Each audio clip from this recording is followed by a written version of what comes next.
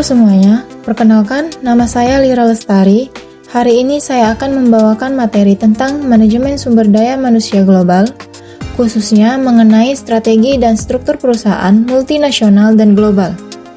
Dalam sesi ini, kita akan membahas beberapa hal penting. Pertama, konsep dasar perusahaan multinasional dan global. Kedua, dua perusahaan sebagai perbandingan yaitu Johnson & Johnson sebagai perusahaan global dan Bank Danamon Move sebagai perusahaan multinasional. Ketiga, bagaimana struktur organisasi mereka menghadapi tantangan. Keempat, strategi SDM dalam mengelola perusahaan. Dan kelima, kaitan dengan manajemen perubahan, tata letak geografis kantor pusat, dan data-datanya. Yuk, mari kita mulai pembahasannya. Konsep dasar. Teman-teman, sebelum masuk ke contoh perusahaan, kita perlu memahami dulu apa itu perusahaan multinasional dan apa itu perusahaan global. Apa itu perusahaan multinasional? Perusahaan multinasional atau MNC adalah organisasi bisnis yang memiliki kantor pusat di satu negara, namun menjalankan operasi bisnis di berbagai negara melalui cabang, anak perusahaan, atau afiliasi. Karakteristik utamanya adalah kemampuan menyesuaikan strategi bisnis dengan kondisi lokal di setiap negara operasi. Mereka memberikan kebebasan kepada cabang untuk menyesuaikan produk, layanan, dan strategi pemasaran dengan kondisi pasar setempat. Struktur organisasinya bersifat semi-otonom dan keputusan operasional dibuat secara desentralisasi. Apa itu perusahaan global? Sementara itu, perusahaan global menekankan distandarisasi dan integrasi global. Produk, proses, dan branding distandarisasi di seluruh dunia untuk mencapai efisiensi maksimal dan konsistensi merek. Struktur organisasinya terpusat dengan koordinasi ketat dari kantor pusat. Semua keputusan strategis dibuat di kantor pusat.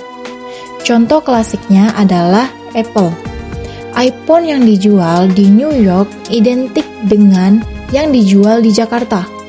Standarisasi ini memperkuat positioning Apple sebagai merek premium global. 5 tugas manajemen strategi. Ada 5 tugas manajemen strategi, yaitu pertama, mengembangkan visi dan misi. Kedua, menentukan tujuan strategis. Ketiga, merumuskan strategis. Keempat, melaksanakan strategis. Dan kelima, mengevaluasi serta mengontrol. Kelima tugas ini membentuk siklus yang terus berulang seiring perusahaan beradaptasi dengan perubahan lingkungan bisnis. Peran SDM dalam manajemen strategi global. Teman-teman, SDM adalah kunci sukses perusahaan multinasional. Ada 5 peran kunci SDM dalam konteks global. Pertama, kebijakan SDM yang adaptif terhadap keragaman budaya. Kedua, cross-cultural management atau memfasilitasi kolaborasi antara budaya. Ketiga, global mobility yaitu mengelola program ekspatriat. Keempat, manajemen talenta global untuk mengembangkan pemimpin masa depan. Kelima, learning and development untuk membangun kompetensi global. Nah, setelah memahami konsep dasarnya, mari kita lihat contoh nyatanya. Perusahaan global Johnson & Johnson. Teman-teman, perusahaan global pertama yang akan kita bahas adalah Johnson & Johnson dari Amerika Serikat.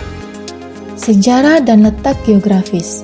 Johnson & Johnson didirikan pada tahun 1886 oleh 3 bersaudara di New Brunswick, New Jersey, Amerika Serikat. Kantor pusat globalnya masih berada di New Brunswick hingga hari ini. Di Indonesia, Johnson & Johnson hadir melalui kantor perwakilan di Jakarta. Mereka beroperasi di berbagai lini bisnis, termasuk produk kesehatan konsumen seperti bedak dan sampo bayi, peralatan medis, serta produk farmasi. Cerita SDM global yang unik. Teman-teman, Cerita SDM global Johnson & Johnson tidak bisa dipisahkan dari dokumen legendaris mereka yang disebut Our Credo. Dokumen ini ditulis oleh Robert Wood Johnson pada tahun 1943 di tengah Perang Dunia Kedua. Credo menegaskan komitmen perusahaan terhadap 4 tanggung jawab berurutan. Pertama, tanggung jawab kepada pasien dan dokter yang menggunakan produk mereka. Kedua, tanggung jawab kepada karyawan. Ketiga, tanggung jawab kepada komunitas. Keempat, tanggung jawab kepada pemegang saham. Urutan ini revolusioner teman-teman, karena menempatkan laba pemegang saham di urutan terakhir. Credo telah diterjemahkan ke lebih dari 50 bahasa dan menjadi konstitusi yang mengatur perilaku 130.000 lebih karyawan di lebih dari 60 negara. Setiap karyawan baru dimanapun di dunia harus membaca dan menandatangani komitmen terhadap Credo. Saat krisis Tylenol tahun 1982, Credo menjadi panduan. Manajemen memilih menarik semua produk dari pasar dengan kerugian besar karena tanggung jawab pertama adalah kepada konsumen, bukan pemegang saham. Strategi dan struktur organisasi. Johnson & Johnson menerapkan strategi global dengan standarisasi nilai. Perusahaan ini terdiri dari lebih dari 250 anak perusahaan yang beroperasi secara independen di berbagai negara, namun terintegrasi melalui sistem dan nilai bersama dari Credo. Struktur organisasinya terpusat dalam hal nilai dan filosofi, namun memberikan otonomi lokal dalam operasional sehari-hari. Ini menarik teman-teman, bagi perusahaan global bisa tetap konsisten namun fleksibel. Kepemimpinan global. Johnson & Johnson mengembangkan pemimpin global melalui program G&G Global Leadership Profile. Pemimpin diharapkan memiliki 3 karakteristik. Pertama, Credo-based leadership, yaitu kemampuan mengambil keputusan sulit dengan berpegang pada nilai-nilai Credo. Kedua, enterprise thinking, yaitu kemampuan melihat perusahaan secara utuh. Ketiga, cultural intelligence, yaitu kemampuan memimpin tim lintas budaya. Program pengembangan bersifat rotasional, di mana calon pemimpin harus menghabiskan waktu minimal 3-5 tahun di luar negara asalnya. Misalnya, manajer Indonesia yang ingin mencapai level direktur harus siap ditempatkan di Singapura, Amerika, atau Eropa.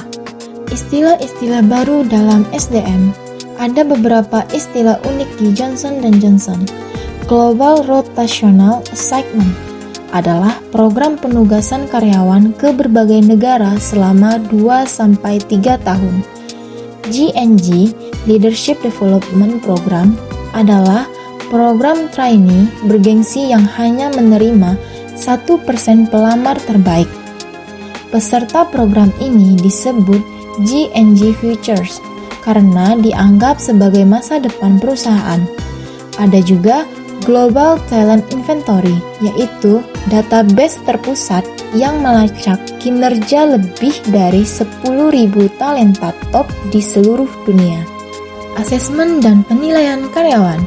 Asesmen di Johnson & Johnson menggunakan pendekatan performance with purpose. Karyawan dinilai tidak hanya dari hasil yang dicapai, tetapi juga bagaimana mereka mencapainya, yaitu perilaku yang selaras dengan Credo. Setiap tahun ada Credo Survey, survei anonim yang mengukur sejauh mana manajemen menjalankan nilai-nilai Credo. Hasil survei ini sangat serius teman-teman. Jika skor rendah, manajer bisa kehilangan bonus atau bahkan jabatan. Ada juga Global Leadership Inventory, serangkaian tes, psikometri, dan simulasi bisnis untuk mengukur potensi kepemimpinan global. Organization Development. Organization Development di Johnson & Johnson difokuskan pada standarisasi proses SDM melalui G&G Common HR Platform. Sistem digital ini memungkinkan kantor pusat di New Brunswick melihat data real-time tentang komposisi tenaga kerja di seluruh dunia. Rekrutmen global. Rekrutmen menggunakan platform G&G Careers dengan proses seleksi bertahap. Pertama, screening CV dengan kecerdasan buatan. Kedua, tes bakat online yang sama untuk semua pelamar di dunia. Ketiga, wawancara digital asinkron. Keempat, asesmen center virtual yang diikuti kandidat dari berbagai negara secara bersamaan. Untuk posisi kunci, ada credo interview, wawancara khusus yang mengeksplorasi nilai-nilai pribadi kandidat. Di Indonesia, Johnson & Johnson aktif di kampus-kampus top dan menawarkan program magang Future Leader Internship.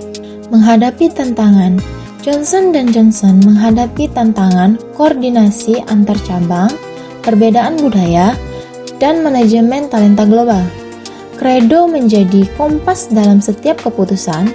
Saat pandemi COVID-19, mereka menyesuaikan kebijakan SDM tetap mengacu pada Credo yang menempatkan karyawan sebagai prioritas kedua setelah konsumen. Teman-teman, sekarang kita beralih ke perusahaan multinasional, yaitu Bank Danamon yang kini menjadi bagian dari MOVE Jepang. Sejarah dan letak geografis. Bank Danamon didirikan pada tahun 1956 di Indonesia. Kantor pusatnya berada di Jakarta. Bank ini telah melalui berbagai transformasi, termasuk krisis moneter 1998 yang hampir melumpuhkan perbankan nasional. Titik balik terbesar pada tahun 2017 ketika Mitsubishi UFJ Financial Group atau MOVE, bank terbesar di Jepang, mengakuisisi 92,47% saham Danamon. Akuisisi senilai 35 triliun ini bukan sekedar transaksi finansial teman-teman, tetapi juga pertemuan dua budaya korporat yang sangat berbeda. MOVE berkantor pusat di Tokyo, Jepang. Mereka membawa tradisi perbankan Jepang yang berusia 400 tahun dengan nilai-nilai seperti disiplin, ketelitian, dan hierarki yang kuat. Sementara Danamon sebagai Bank Indonesia memiliki budaya yang lebih fleksibel, kekeluargaan, dan adaptif. Cerita SDM global yang unik. Cerita SDM global Danamon pasca akuisisi adalah tentang bagaimana menjembatani dua dunia ini. Proses integrasi tidak mudah, teman-teman. Ada masa-masa di mana karyawan Danamon merasa prosedur baru dari Jepang terlalu kaku. Sementara, ekspatriat Jepang merasa kolega Indonesia kurang disiplin. Namun, seiring waktu, mereka menemukan sintesis. Danamon mengadopsi standar tata kelola MOVE yang ketat. Sementara MOVE belajar dari Danamon tentang kelincahan dalam melayani pasar Indonesia yang dinamis. Inilah esensi perusahaan multinasional, mampu mengadopsi standar global namun tetap menyesuaikan dengan karakteristik lokal. Strategi dan struktur organisasi. Danamon kini menjadi bagian dari MOVE Global Network. Struktur organisasinya bersifat hibrid. Fungsi-fungsi seperti risiko, kepatuhan, dan SDM kini terintegrasi secara global dengan standar MOVE. Namun, fungsi bisnis retail tetap mempertahankan otonomi lokal karena karakteristik pasar Indonesia yang unik. Ini menciptakan struktur di mana beberapa fungsi terstandardisasi global, sementara yang lain tetap adaptif lokal. Danamon memiliki pelaporan tidak hanya ke Dewan Komisaris lokal, tetapi juga ke regional head di Singapura dan kantor pusat di Tokyo. Kepemimpinan global. Filosofi kepemimpinan gabungan Danamon MOVE menggabungkan konsep Jepang Omotenashi dengan nilai-nilai Indonesia. Omotenasi berasal dari tradisi teh Jepang, di mana tuan rumah melayani tamu dengan sepenuh hati tanpa pamrih. Dalam konteks perbankan, ini berarti melayani nasabah dengan standar tertinggi. Program pengembangan kepemimpinan Danamon disebut Danamon Leadership Academy, yang dirancang bersama dengan MOVE. Program ini memiliki 3 level. Level pertama untuk supervisor, level kedua untuk manajer, dan level ketiga untuk direktur. Setiap level memiliki kurikulum yang menggabungkan kasus bisnis global dengan studi kasus lokal Indonesia. Peserta program senior harus menyelesaikan program strategis yang melibatkan kolaborasi dengan tim MOVE di Jepang atau Singapura. Istilah-istilah baru dalam SDM. Pasca akuisisi, banyak istilah baru masuk ke kosakata SDM Danamon. Learning agility menjadi istilah kunci yang merujuk pada kemampuan karyawan untuk cepat belajar hal baru dan beradaptasi dengan perubahan. Upskilling dan reskilling digunakan secara masif dalam program pelatihan untuk meningkatkan kompetensi karyawan ke standar global. Internal movement adalah program rotasi karyawan termasuk ke luar negeri. Istilah global mindset diajarkan dalam semua pelatihan kepemimpinan. Ada juga istilah move way yang merujuk pada standar operasional dan etika kerja ala Jepang yang harus diadopsi. Asesmen dan penilaian karyawan. Proses asesmen di Danamon kini menggunakan sistem yang diadopsi dari MOVE, yaitu Global Performance Management System. Sistem ini mengukur kinerja berdasarkan 2 dimensi. Dimensi pertama adalah what atau hasil yang dicapai. Dimensi kedua adalah how atau cara mencapai hasil. Dimensi how sangat ditekankan dalam budaya Jepang, mencangkup kepatuhan pada prosedur, integritas, dan kerjasama tim. Setiap karyawan menjalani review kinerja setiap 6 bulan dengan format yang sama, seperti di MOVE Tokyo. Untuk posisi kunci, ada asesmen tambahan berupa potential assessment yang dilakukan oleh psikolog dari MOVE untuk mengidentifikasi apakah karyawan siap untuk rotasi internasional. Organizational development, integrasi Danamon ke dalam jaringan global MOVE memerlukan restrukturisasi organisasi besar-besaran. Struktur organisasi didesain ulang dengan fungsi-fungsi seperti risiko, kepatuhan, dan SDM yang kini terintegrasi secara global. Organization development juga difokuskan pada pengembangan budaya baru yang menggabungkan nilai-nilai terbaik dari kedua perusahaan. Mereka mengembangkan program-program untuk membangun pemahaman lintas budaya antara karyawan Indonesia dan Jepang. Rekrutmen global. Rekrutmen Danamon kini terhubung dengan MOVE Global Talent Acquisition, platform rekrutmen terpadu untuk seluruh grup MOVE. Lowongan di Danamon dapat dilihat oleh karyawan MOVE di negara lain, dan sebaliknya. Program MOVE Global Graduate Program membuka kesempatan bagi lulusan Indonesia untuk direkrut dan dikembangkan bersama lulusan dari Jepang, Singapura, Amerika Serikat, dan Inggris. Program ini berlangsung 2 tahun dengan rotasi ke 2-3 negara. Di Indonesia, Danamon juga memiliki program Danamon Young Bankers yang menjadi jalur utama rekrutmen fresh graduate. Menghadapi tantangan terbesar Danamon MOVE adalah integrasi budaya. Bagaimana mereka mengatasinya? Melalui pendekatan bertahap dan saling belajar. Program pertukaran karyawan, pelatihan lintas budaya, dan pembangunan nilai bersama menjadi kunci.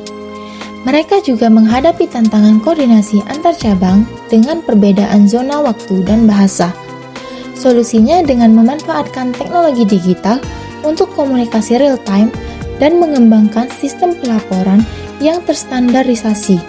Teman-teman, setelah membahas 2 perusahaan secara mendalam, mari kita lihat perbandingannya. Perbedaan strategi dan struktur.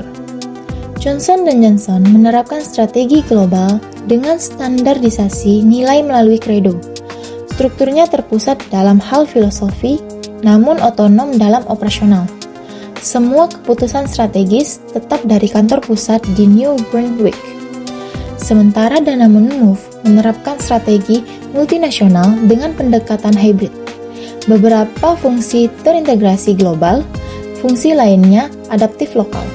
Strukturnya semi-otonom dengan koordinasi dari Tokyo, namun tetap memberi ruang bagi manajemen lokal di Jakarta. Perbedaan pendekatan SDM. Dalam hal SDM, Johnson & Johnson menekankan keselarasan dengan nilai global Credo. Program pengembangan, asesmen, dan rekrutmen distandarisasi secara global dengan sentuhan lokal di tahap akhir. Danamon Move lebih menekankan pada keseimbangan antara standar global move dan adaptasi lokal. Program pengembangan menggabungkan kasus global dengan studi lokal. Asesmen menggunakan sistem global namun dengan penyesuaian konteks Indonesia. Persamaan dalam menghadapi tantangan. Meski berbeda pendekatan, kedua perusahaan menghadapi tantangan yang serupa. Tantangan perbedaan budaya, koordinasi antar cabang yang kompleks, dan manajemen talenta global.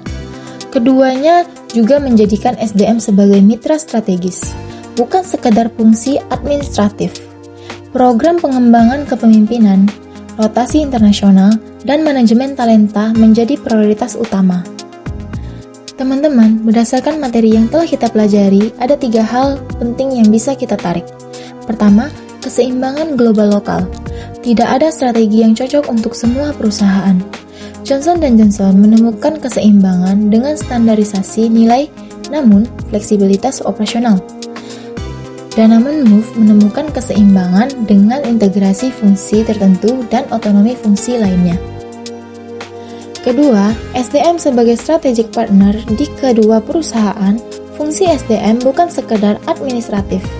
SDM berperan krusial dalam mengelola keragaman, membangun kapabilitas organisasi, dan menciptakan budaya yang mendukung eksekusi strategi dengan sensitivitas terhadap konteks lokal. Ketiga, adaptasi berkelanjutan. Dalam era globalisasi yang terus berkembang, kemampuan beradaptasi adalah kunci kelangsungan hidup. Johnson & Johnson terus beradaptasi dengan perubahan pasar dan teknologi. Danamon Move terus belajar dari pengalaman integrasi dan menyesuaikan pendekatan mereka. Teman-teman, demikian pembahasan kita tentang manajemen SDM global dengan studi kasus Johnson & Johnson sebagai perusahaan global dan Danamon Move sebagai perusahaan multinasional. Kita telah melihat bagaimana letak geografis kantor pusat mempengaruhi strategis. New Brunswick dan Tokyo melihat pendekatan berbeda dalam mengelola operasi global mereka. New Brunswick dengan credonya yang mengutamakan nilai, Tokyo dengan move way-nya yang mengutamakan disiplin dan prosedur. Kita telah melihat bagaimana struktur organisasi dirancang untuk menghadapi tantangan. Johnson & Johnson dengan 250 anak perusahaan independen, namun terikat oleh credo Danamon Move dengan struktur hybrid yang menggabungkan standar global dan adaptasi lokal. Kita juga telah melihat bagaimana manajemen perubahan diimplementasikan. Johnson & Johnson dengan credo sebagai kompas dalam setiap krisis.